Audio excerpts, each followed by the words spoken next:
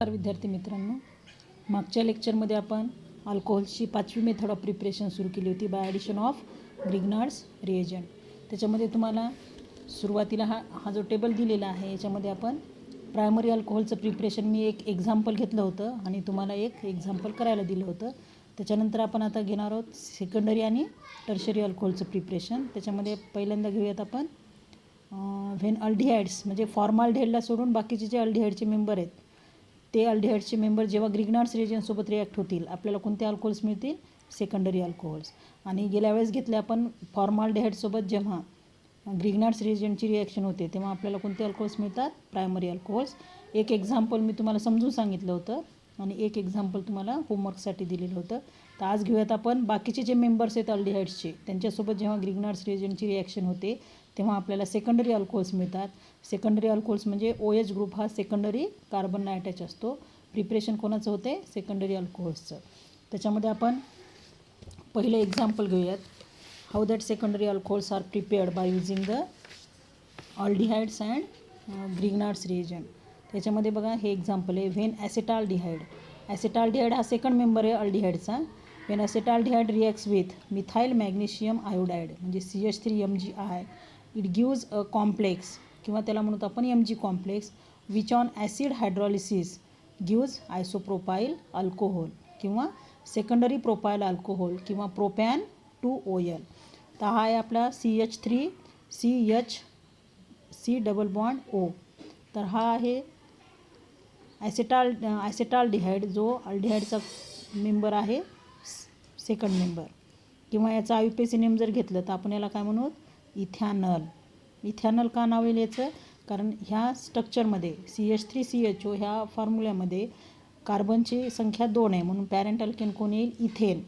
आणि replace by काय करतो आपण? अल्डिहाइड असल्यामुळं AL म्हणून त्याचा IUPAC नेम येईल इथॅनल.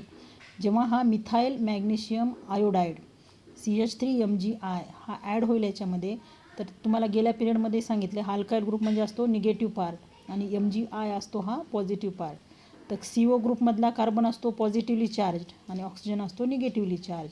तर हा CH3 कुठे अटॅच होईल? ह्या कार्बनला. म्हणून काय येईल पहा या ठिकाणी ॲडिशन कशी होईल? CH3ला CH3 आहे ह्या कार्बनला ॲड होईल CH3. Hला H अटॅच असेल आणि ह्या ऑक्सिजनकडे कोणता भाग जाईल? MgI. तर हा कॉम्प्लेक्स तयार होईल म्हणून आपण ह्याला असं स्क्वेअर ब्रॅकेटमध्ये लिहितो. नंतर त्याचं हायड्रॉलिसिस करायचं आहे by using H+ ion HOH. तर आपल्याला हा जो O आणि MgI मध्ये हा बॉन्ड तयार झाला आहे लक्षात. MgI कडे जातो OH आणि ऑक्सिजनकडे जातो H म्हणजे काय प्रॉडक्ट तयार होईल? CH3OH आणि MgIOH. बघा हा कार्बन जो आहे हा कार्बन OH ग्रुप ज्या कार्बनला अटॅच आहे तो इतर 2 कार्बनला अटॅच आहे म्हणून हा सेकंडरी कार्बन आहे.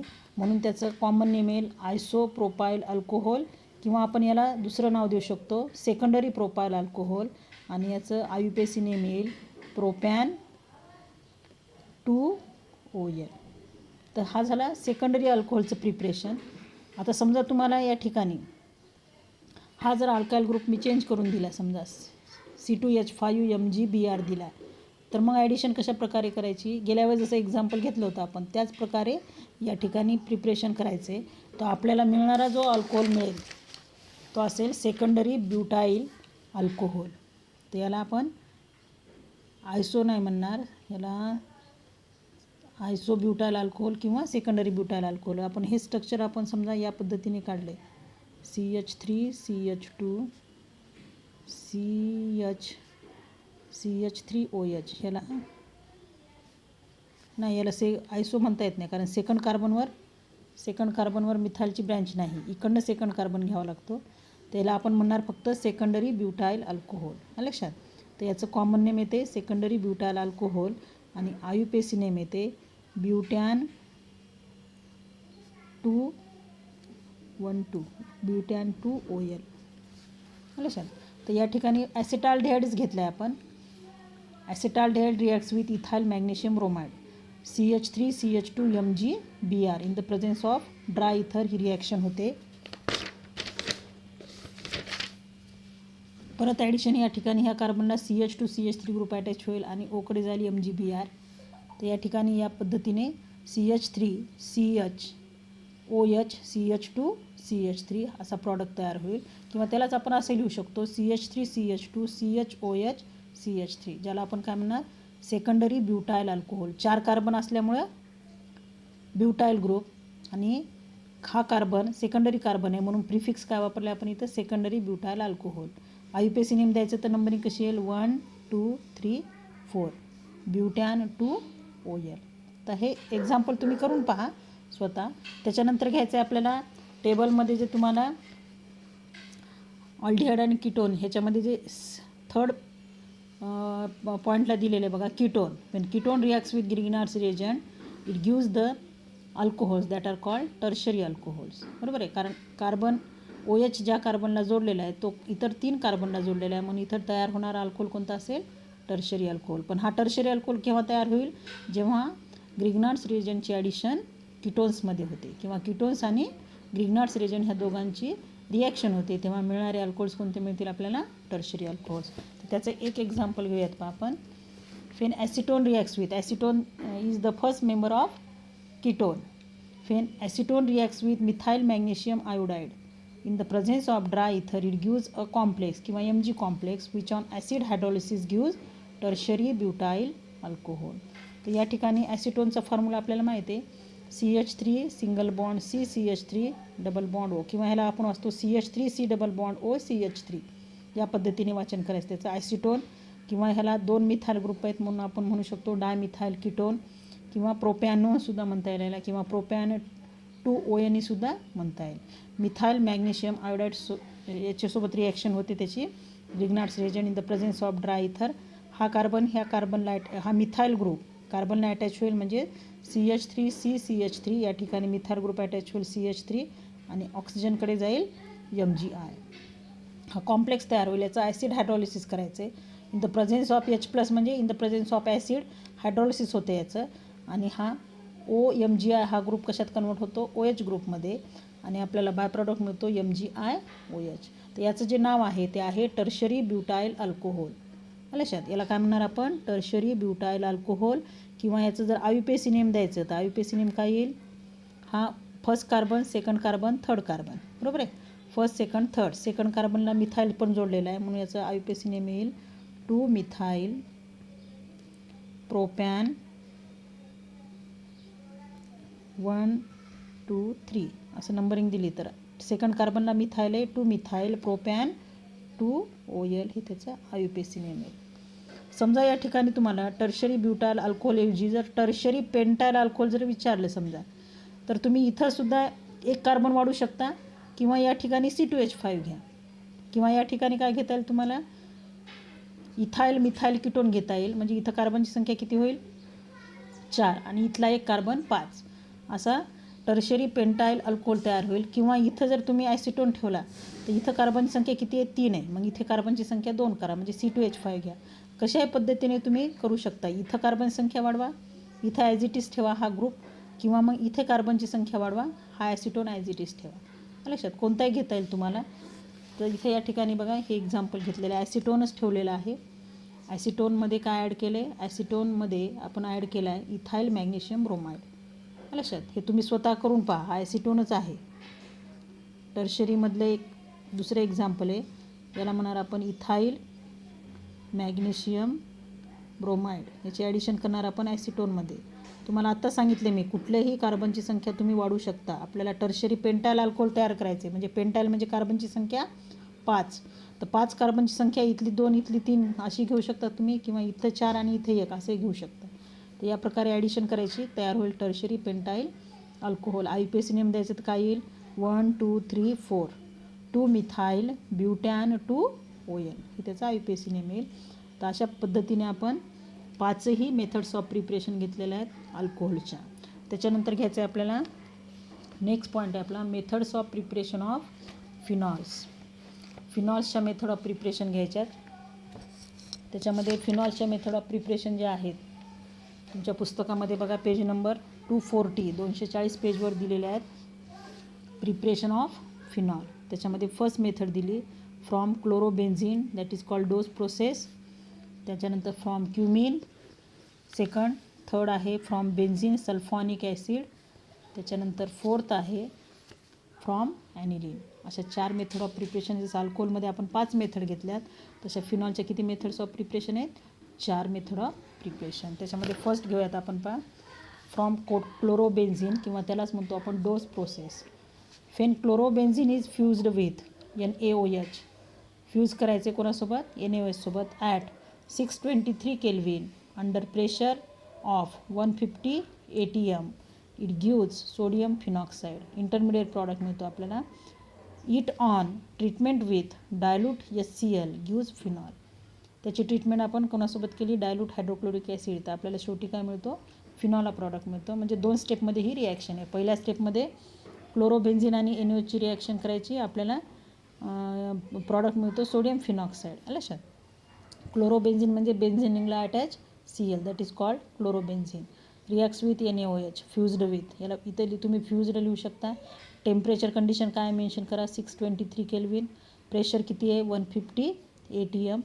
आता हा सोडियम फिनॉक्साईड तयार होतो, म्हणजे हा जो Cl ग्रुप आहे, Cl ग्रुप आणि कार्बन यामधला बॉन्ड ब्रेक होतो आणि NaOH मधला ONA हा ग्रुप त्याला अटॅच होतो डायरेक्ट बेन्झिनिंगला. O- Na+. इथला बाहेर पडलेला Cl आणि इथला शिल्लक असलेला H, बाय प्रॉडक्ट येईल HCl. जर ONA ग्रुप हा बेन्झिनला अटॅच असेल तर त्याला म्हणतात सोडियम फिनॉक्साईड. लक्षात. नंतर हा सोडियम फिनॉक्साईड जो आहे, हा सोडियम फिनॉक्साईडची रिॲक्शन कोणासोबत करायची? डायल्यूट HCl सोबत. तर आपल्याला प्रॉडक्ट काय मिळेल? O आणि Na मधला बॉन्ड ब्रेक होईल. हा इथला H ऑक्सिजनला अटॅच होईल, म्हणजे ONA हा ग्रुप कशात कन्वर्ट होतो? OH मध्ये. इथला बाहेर पडलेला Na आणि इथला Cl, बाय प्रॉडक्ट येईल NaCl. म्हणजे सोपी रिॲक्शन. क्लोरोबेन्झिनपासून आपल्याला फिनॉलचं प्रिपरेशन करायचं आहे. 2 मार्कांसाठी ही रिॲक्शन विचारू शकतात, कारण 2 स्टेपमध्ये ही रिॲक्शन आहे. Chlorobenzene reacts with NaOH at temperature 623 kelvin under pressure 150 ATM. It gives sodium phenoxide, by product HCl. Sodium phenoxide then on treatment with dilute HCl, it gives phenol, byproduct is NaCl. This is the first method of preparation of phenol. Then second, from cumene. That cumene is the commercial name. Its common name is isopropyl benzene. आता आयसोप्रोपाईल benzene group म्हणजे तुम्हाला माहिती आहे कोणता group म्हणतो आपण त्याला? Isopropyl benzene. ह्या ग्रुपला आपण काय म्हणतो? Isopropyl group. This group is called isopropyl group. हा जर बेन्झिनला अटॅच असेल, समजा हा कशाला अटॅच आहे? बेन्झिनला अटॅच आहे, तर हा झाला आयसोप्रोपाईल बेन्झिन. लक्षात. हा झाला कोणता ग्रुप? आयसोप्रोपाईल बेन्झिन. तुम्ही असंही लिहू शकता, किंवा प्रिपरेशनमध्ये आपल्याला सोपं जावं म्हणून आपण कसं लिहिणार? हा CH3 जो आहे या साईडने करणार आपण, CH3 आणि CH. लक्षात. हा आयसोप्रोपाईल ग्रुप आहे, हा बेन्झिनला अटॅच आहे, म्हणून त्याला म्हणतो आपण आयसोप्रोपाईल बेन्झिन. हा आयसोप्रोपाईल ग्रुप, हा बेन्झिन, म्हणून आयसोप्रोपाईल बेन्झिन, किंवा त्याला कमर्शियल नेम आहे क्युमिन. तर या ठिकाणी पहा, this is the commercial method for the preparation of phenol. म्हणजे इंडस्ट्रियल मेथड आहे ही, लार्ज स्केलवर प्रिपरेशन करतो आपण, म्हणून त्याला कोणती मेथड म्हणतात? Commercial method. Fan cumin in sodium carbonate is oxidized by passing air in the presence of cobalt naphthenate catalyst at 423 Kelvin gives cumene hydroperoxide, an intermediate product, which on heating with dilute HCl decomposes to give phenol and acetone. Acetone is an important byproduct of the reaction, and it is separated by distillation. The reaction is called auto oxidation. तर हा भाग तुम्ही नाही लिहिली तरी चालतं. इथपर्यंत आपण फिनॉल आणि ॲसिटोन हा प्रॉडक्ट मिळतो. फिनॉल हा मेन प्रॉडक्ट आहे, ॲसिटोन हा बाय प्रॉडक्ट आहे. या ठिकाणी पहा, क्युमिन तुम्हाला स्ट्रक्चर आता सांगितलं आहे. हा आयसोप्रोपाईल ग्रुप आहे, बेन्झिनला अटॅच, त्याला आपण क्युमिन म्हणतो किंवा आयसोप्रोपाईल बेन्झिन. हा जेव्हा आपण याचं सोल्युशन किंवा सोडियम कार्बोनेटमध्ये म्हणजे ॲक्वियस Na2CO3 मध्ये आणि ह्याचं ऑक्सिडेशन करायचे, म्हणजे कोणासोबत रिॲक्शन होईल? हवेमधल्या ऑक्सिजनसोबत, O2 सोबत. तर हे जे 2 ऑक्सिजनचे ॲटम आहेत, O2 म्हणजे ऑक्सिजनच्या ॲटमची संख्या किती? इथे 2 ऑक्सिजनचे ॲटम हे ह्या कार्बन आणि हायड्रोजनमध्ये ॲड होतात. त्या पद्धतीत कसे होतात पहा, CH3 CCH3 C COOH. C आणि एचमध्ये हे दोन ऑक्सिजनचे ॲटम ॲड होतात. That is called cumene hydroperoxide. त्याच्यानंतर आहे क्युमिन हायड्रोपेरॉक्साईड. ह्याचं डिकम्पोजिशन करायचं आहे by using dilute HCl and heat that reaction. तर हा क्युमिन हायड्रोपेरॉक्साईड जो आहे हा इथून बॉन्ड हा ब्रेक होतो आणि हा इथून बॉन्ड ब्रेक होतो. म्हणजे हा OH ग्रुप सेपरेट होतो आणि हा CH3 C double bond OCH3 हा ग्रुप सेपरेट होतो. तर ह्या बेन्झिनमधल्या कार्बनला डायरेक्ट हा OH ग्रुप अटॅच होतो, म्हणजे आपल्याला फिनॉल मिळेल. आणि हा ग्रुप सेपरेट होतो. हा ग्रुप सेपरेट होतो म्हणजे कार्बनची व्हॅलेन्सी इथून हा बॉन्ड ब्रेक व्हायला, म्हणजे कार्बनची व्हॅलेन्सी या ठिकाणी 3 व्हायली. कार्बनची व्हॅलेन्सी सॅटिस्फाय करण्यासाठी कार्बन आणि ऑक्सिजनमध्ये डबल बॉन्ड तयार होतो. म्हणजे काय तयार होईल इथं by product CH3 C double bond OCH3. म्हणजे cumene hydroperoxide is decomposes by using the dilute HCl gives two product phenol and acetone. This is also the one of the method of preparation of phenol. ही सुद्धा एक method preparation of फिनॉलची ती 2 मार्कांना विचारतात, कारण 2 स्टेपमध्ये ही सुद्धा reaction आहे. त्याच्यानंतर तिसरी मेथड आहे फ्रॉम बेन्झिन सल्फॉनिक ॲसिड. आता ह्या बेन्झिन सल्फॉनिक ॲसिड ग्रुप म्हणजे कोणता ग्रुप येतो? SO3H group. गेल्या वर्षी फंक्शनल ग्रुपमध्ये तुम्हाला शिकवलेले बघा, हा सल्फॉनिक ॲसिड ग्रुप आहे. लक्षात, हा बेन्झिन रिंगला जर अटॅच असेल SO3H, that is called benzene sulphonic acid. हा बेन्झिन आणि हा सल्फॉनिक ॲसिड ग्रुप, म्हणून हा तयार होईल बेन्झिन सल्फॉनिक ॲसिड. याच्यापासून प्रिपरेशन आहे आपलं. Benzene sulphonic acid is neutralised by using NaOH to form sodium benzene sulphonate. आता हे सल्फॉनिक ॲसिड हा ॲसिड आहे, तो NaOH सोबत रिॲक्ट होणार म्हणजे बेससोबत. तर आपल्याला काय मिळेल? सॉल्ट मिळेल, म्हणजे त्याला म्हणणार आपण sodium benzene sulphonate. This is then fused with solid NaOH. हा सॉलिड NaOH सोबत फ्यूज होतो at 573 kelvin to form sodium phenoxide which then react with dilute HCl gives phenol. म्हणजे किती स्टेपमध्ये रिॲक्शन आहे ही? 3 स्टेपमध्ये. पहिल्या स्टेपमध्ये बेन्झिन सल्फॉनिक ॲसिडचं न्यूट्रलायझेशन होते बाय युझिंग NaOH. हा सॉल्ट मिळतो आपल्याला. सेकंड ह्याच्यामध्ये तो फ्यूज होतो सॉलिड NaOH सोबत, आपल्याला मिळतो सोडियम फिनॉक्साईड. आणि लास्ट स्टेपमध्ये सोडियम फिनॉक्साईड रिॲक्ट होतो डायल्यूट HCl आणि शेवटी आपल्याला मिळतो फिनॉल. म्हणजे ही मेथड 3 मार्कांसाठी विचारू शकतात, कारण ती 3 स्टेपमध्ये आहे, किंवा 2 मार्कांसाठी. तर या ठिकाणी पहा, benzene sulphonic acid reacts with NaOH. Neutralisation reaction आपण याला म्हणतो.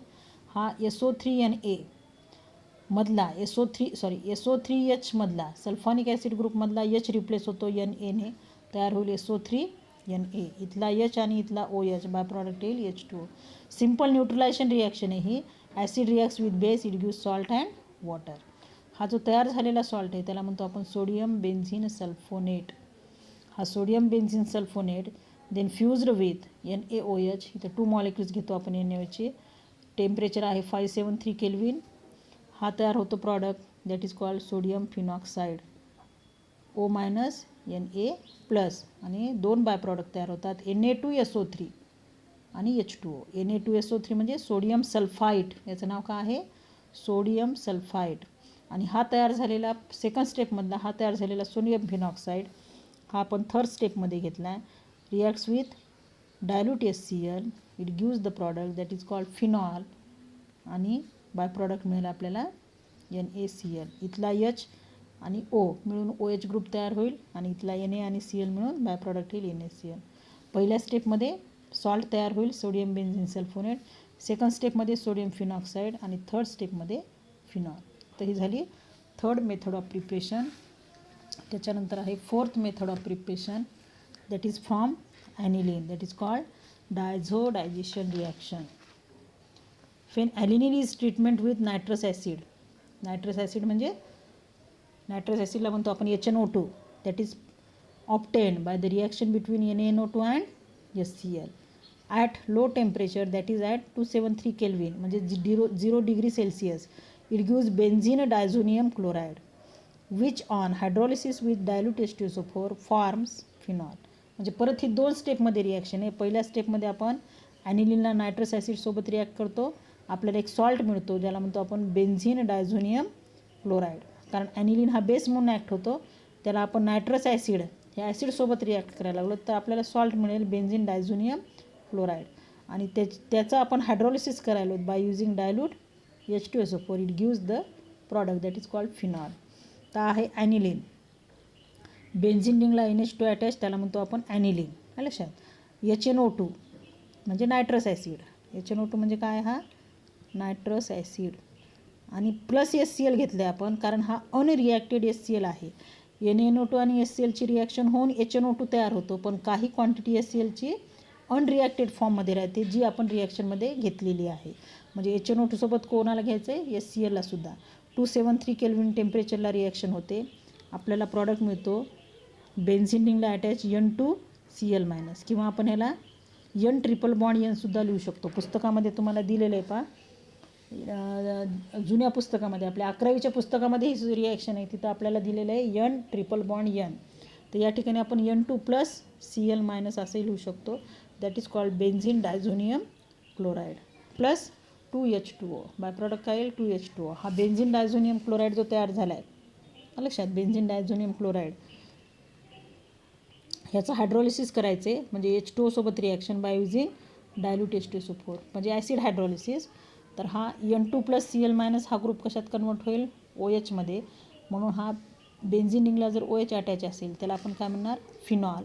बाय प्रॉडक्ट येईल N2 गॅस, म्हणजे इथून हा बॉन्ड ब्रेक झाल्यानंतर N2 गॅस लिबरेट होईल आणि हा H2O मधला H आणि OH, OH कुठे ॲड झाला या ठिकाणी, H शिल्लक आहे. N2 गॅस लिबरेट होईल आणि इथला राहिलेला H आणि इथला Cl, बाय प्रॉडक्ट येईल HCl. तर या ठिकाणी N2 गॅसचं काय होईल, लिबरेशन. तर अशा प्रकारे आपल्याला फिनॉल मिळेल. अशा ह्या 4 मेथड्स ऑफ प्रिपरेशन आहेत. पहिली आहे by using chlorobenzene, that is called Dow's process. Second आहे फ्रॉम क्युमिन. थर्ड आहे फ्रॉम बेन्झिन सल्फॉनिक ॲसिड. आणि फोर्थ आहे फ्रॉम ॲनिलीन. तर अशा ह्या फिनॉलच्या 4 मेथड्स ऑफ प्रिपरेशन आहेत. आणि आपण याच्या किती घेतल्या, अल्कोहोल्सच्या 5 मेथड्स ऑफ प्रिपरेशन. आणि त्याच्यानंतर जे आहे ते पेज नंबर 240वर पहा, physical properties of alcohols and phenols. फिनॉल्सच्या आणि अल्कोहोल्सच्या कोणत्या प्रॉपर्टीज घ्यायच्या आहेत आपल्याला, फिजिकल प्रॉपर्टीज. त्याच्यामध्ये पहिली फिजिकल प्रॉपर्टी आहे nature of intermolecular forces. Intermolecular forces म्हणजे 2 मॉलिक्युलमध्ये असणारा जो फोर्स ऑफ अट्रॅक्शन आहे. लक्षात, या ठिकाणी इथं इंटरमॉलिक्युलर हायड्रोजन बॉन्डिंग तयार होऊन नंबर ऑफ अल्कोहोल्सचे मॉलिक्युल्स काय होतात, एकत्र येतात. Alcohols and phenols are very polar molecules due to the presence of OH group. Polar molecules आहेत कशा, कोणत्या ग्रुपमुळे, OH ग्रुपमुळे. The polar OH groups are held together by the strong intermolecular forces that is called hydrogen bonding. तर या ठिकाणी alcohol आणि phenol दोन्हींचे स्ट्रक्चर दाखवलेत. ROH असे आपण नंबर ऑफ अल्कोहोल्सचे मॉलिक्यूल घेऊ शकतो. ROH ह्या OH ग्रुपमध्ये, ROH मध्ये हा OH ग्रुप कसा आहे, पोलार आहे. कशामुळं, कारण ऑक्सिजन हा मोर इलेक्ट्रोनिगेटिव्ह आहे, तर हायड्रोजन हा मोर इलेक्ट्रोपॉझिटिव्ह आहे. ऑक्सिजनवर डेल्टा निगेटिव्ह चार्ज, हायड्रोजनवर डेल्टा पॉझिटिव्ह चार्ज. सेकंड मॉलिक्यूलवर सुद्धा तसंच, ऑक्सिजनवर डेल्टा निगेटिव्ह आणि हायड्रोजनवर डेल्टा पॉझिटिव्ह. समजा हे 2 मॉलिक्युल्स आपण अल्कोहोलचे घेतले. एका अल्कोहोल मॉलिक्यूलमधला ऑक्सिजन डेल्टा निगेटिव्ह हा दुसऱ्या अल्कोहोल मॉलिक्यूलच्या डेल्टा पॉझिटिव्ह हायड्रोजनकडे अट्रॅक्ट होतो आणि त्यांच्यामध्ये अशी बॉन्डिंग तयार होते. डॉटेड लाईनने दाखवलेली बघा, ज्यालाच काय म्हणतो आपण, इंटरमॉलिक्युलर हायड्रोजन बॉन्डिंग. आणि अशा हायड्रोजन बॉन्डिंगमुळं नंबर ऑफ अल्कोहोल्सचे मॉलिक्युल्स हे एकत्र येतात. त्याच्यानंतर फिनॉलचं स्ट्रक्चर दाखवले. फिनॉलमध्ये सुद्धा तसंच आहे, OH ग्रुप आणि एका मॉलिक्यूलचा ऑक्सिजन दुसऱ्या मॉलिक्यूलच्या हायड्रोजनकडे अशा एका फोर्सने अट्रॅक्ट होतो, कारण हा निगेटिव्हली चार्ज आहे, हा पॉझिटिव्हली चार्ज. आणि त्याच बॉन्डिंगला म्हणतो आपण इंटरमॉलिक्युलर हायड्रोजन बॉन्डिंग. म्हणून इथं या ठिकाणी अल्कोहोल्स आणि फिनॉल्स ह्या दोघांमध्येही OH ग्रुप हा पोलार असल्यामुळं त्यांच्यामध्ये इंटरमॉलिक्युलर फोर्सेस ऑफ अट्रॅक्शनने नंबर ऑफ अल्कोहोल्स आणि फिनॉलचे मॉलिक्युल्स एकत्र येतात, त्यांना म्हणतो आपण हायड्रोजन बॉन्डिंग. सेकंड आहे फिजिकल स्टेट. सेकंड प्रॉपर्टी आहे फिजिकल स्टेट. लोअर अल्कोहोल्सचे मॉलिक्युल्स हे colourless toxic liquids having characteristic alcoholic odour. म्हणजे लोअर मेंबरचे आहेत अल्कोहोलचे, हे कसे असतात, कलरलेस आहेत, टॉक्झिक लिक्विड्स आहेत आणि त्यांना एक प्रकारचा विशिष्ट असा वास असतो. Pure phenol is colourless. Phenol हा जर प्युअर फॉर्ममध्ये असेल तर तो कलरलेस असतो, टॉक्झिक असतो, हॅव्हिंग लो मेल्टिंग सॉलिड, त्याचे मेल्टिंग पॉईंट खूप कमी असतो, having characteristic carbolic or phenolic odour. त्याला फिनॉलिक ओडर का असतो, कारण त्याच्यामध्ये बेन्झीन रिंग असते, म्हणून त्याला एक विशिष्ट प्रकारचा असा कार्बोलिक किंवा फिनॉलिक ओडर असतो. त्याच्यानंतर त्यांचे boiling points. The boiling points of alcohols and phenols increase with increase in molecular mass. जसं जसं प्रत्येक मेंबरचं मॉलिक्युलर मास वाढत जाईल तसे त्यांचे बॉइलिंग पॉईंट्स हे काय होतात, अल्कोहोल आणि फिनॉल्सचे हळूहळू वाढत जातात. आता हे टेबल नंबर 11.5 मध्ये तुम्हाला दाखवलेलं आहे. पहा, हा टेबल दिला आहे तुम्हाला 11.5. त्याच्यामध्ये melting point, boiling points and solubilities of some alcohols and phenols. तर हा टेबल दिलेला आहे. त्याच्यामध्ये बरेचसे एक्झाम्पल दिलेले आहेत. पहा, फिनॉलचे दिलेले आहेत, अल्कोहोलचे दिलेले आहेत, त्यांचे मेल्टिंग पॉईंट्स, बॉइलिंग पॉईंट्स दिलेले आहेत. कंपॅरेटिव्ह याचा अभ्यास करायचा आहे तुम्ही. सोल्युबिलिटी दिलेली आहे आपल्या या ठिकाणी. सोल्युबिलिटी जो पॉईंट आहे ना, आता ह्याच्यानंतरचं फिजिकल प्रॉपर्टी, त्याचीसुद्धा या ठिकाणी प्रत्येक अल्कोहोल फिनॉल मेंबरची सोल्युबिलिटी काय आहे तीसुद्धा व्हॅल्यू या ठिकाणी दिलेली आहे. त्यानंतर phenols solubility. Phenols and lower alcohols having up to 3 carbons. Lower alcohols म्हणजे पहिले 3 मेंबर अल्कोहोलचे ज्याच्यात कार्बन संख्या 1, 2 आणि 3 आहे. Show appreciable solubility in water due to their ability to form the intermolecular hydrogen bonding with water molecules. Alcohols आणि phenols अल्कोहोल्समधले जे लोअर मेंबर्स आहेत आणि फिनॉल्स हे काय करतात, वॉटरसोबत हायड्रोजन बॉन्डिंग तयार करतात. आणि आपल्याला माहिती आहे जे सबस्टन्सेस किंवा जे कंपाऊंड्स वॉटरसोबत हायड्रोजन बॉन्डिंग तयार करतात ते वॉटरमध्ये सोल्युबल असतात. म्हणून या ठिकाणी दिले फिनॉल्स आणि lower alcohols they form the hydrogen bonding with water molecules. Therefore they show they have the ability to they have solubility in water. तर या ठिकाणी डायग्राम दिलेले आहेत. पहा, इंटरमॉलिक्युलर हायड्रोजन बॉन्डिंग अल्कोहोल्सची या ठिकाणी पहा, हा ROH आहे का, आणि हा ROH हा जर घेतला आपण, ROH हा ग्रुप, तर हा HOH म्हणजे वॉटर आणि हा HOH वॉटरसोबत काय करतात, हायड्रोजन बॉन्ड्स तयार करतात. तर हे आणि हे हायड्रोजन बॉन्ड आहेत, हे आणि हा हायड्रोजन बॉन्ड आहे, आलं लक्षात. त्याच्यानंतर हा फिनॉल म्हणजे AROH. AR म्हणजे benzene ring, aryl group, OH, HOH आणि HOH हे सुद्धा काय करतात, असे 2 हायड्रोजन बॉन्ड दाखवलेत पहा या ठिकाणी. हायड्रोजन बॉन्ड तयार करतात वॉटर मॉलिक्युलसोबत, म्हणून ते वॉटरमध्ये कसे असतात, सोल्युबल असतात. हे वॉटर मॉलिक्युल HOH, HOH. तसंच या ठिकाणी HOH, HOH आणि हा ROH अल्कोहोल आणि हा AROH फिनॉल.